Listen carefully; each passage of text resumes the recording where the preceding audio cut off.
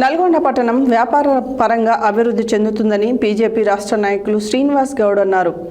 నల్గొండ పట్టణంలో నూతనంగా ఏర్పాటు చేసిన మామ్స్ బేకరీ ప్రారంభోత్సవానికి ముఖ్య అతిథిగా విచ్చేసిన ఆయన మాట్లాడారు.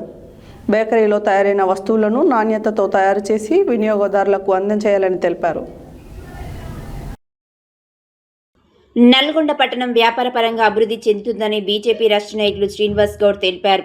నల్గొండ పట్టణంలో నూతనంగా ఏర్పాటు చేసిన మామ్స్ బేకరీ ప్రారంభోత్సవానికి ముఖ్య అతిథిగా విచ్చేసి ఆయన మాట్లాడారు.